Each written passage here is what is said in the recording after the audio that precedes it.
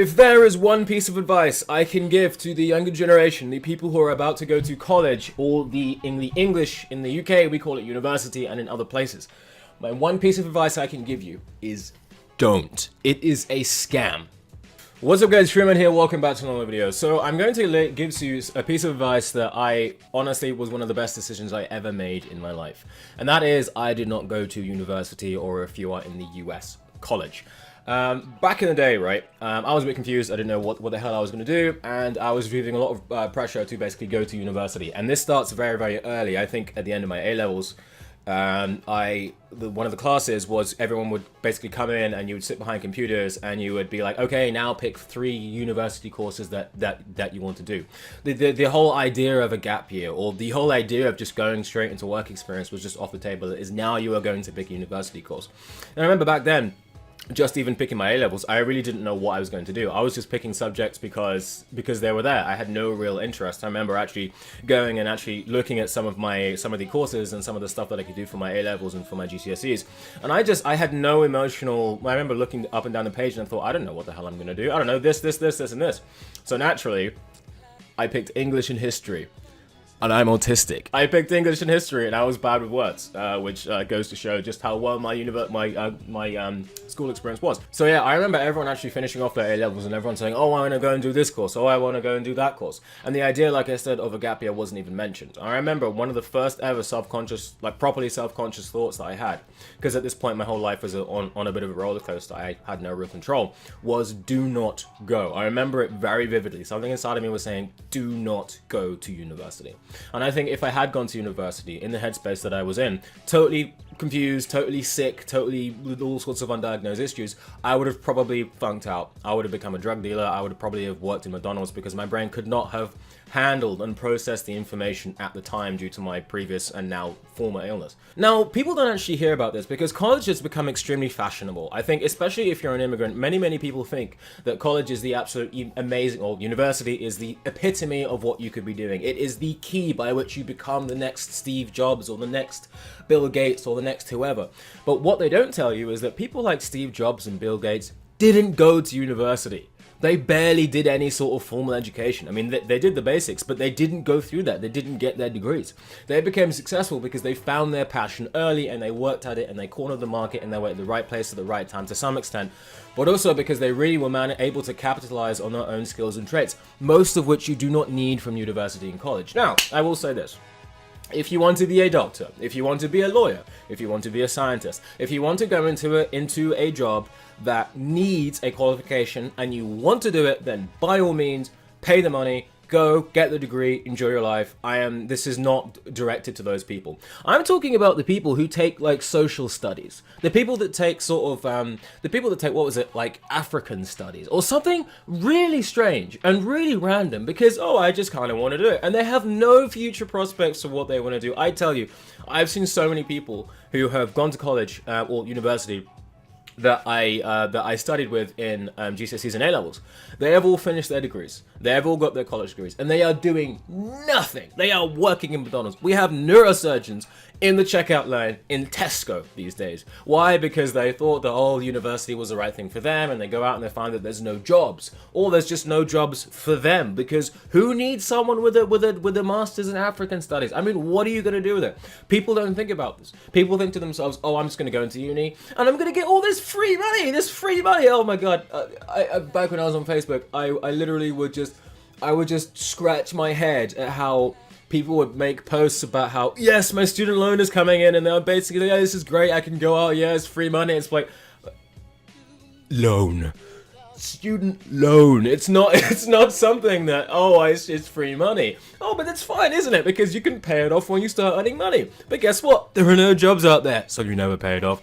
And it's also in the US and the UK, you cannot default on student debt. You are stuck with it.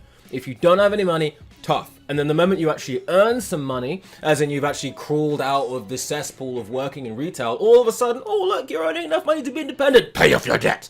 and you're stuck with it. So I think not going to college and not going to university was one of the best ideas in my life. And even just looking at my friends and even just looking at my sisters, both of them, they went to university, they got their college, they got their degrees and stuff. They are doing nothing with it. Why? Because when they come out, there wasn't enough training about, okay, what are you going to do for a future career? What are you going to do for a future vocation?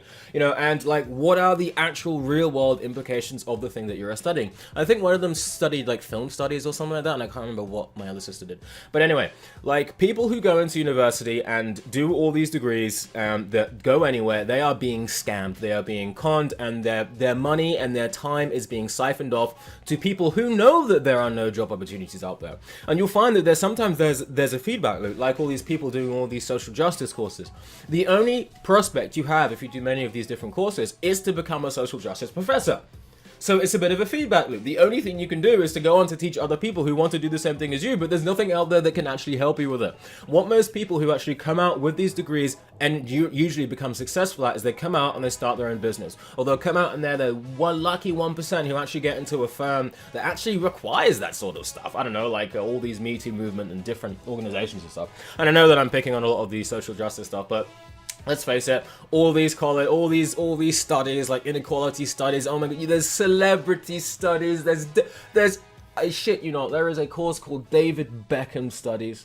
I remember watching that when I was doing my UCAS stuff, and I'll see if I can find it. There's a course on David Beckham as a footballer, for God's sake. What are you gonna do with that? What are you gonna do with that? Nothing. It's a scam. It is a scam. It is something that is designed for people who have either not enough sense or too much money, or both. It is something that should be, quite frankly, written off. Now, back in the day, college used to be free, or university used to be free. In the UK, it used to be free. You could go to university. And it was very much something that it was only in the Margaret Thatcher era that she basically made tuition fees, that she made it so you'd have to pay for university. And I think that was because back in the day, university used to be something for smart people, like people that went to Harvard or Cambridge or stuff. Then they'd go off to university.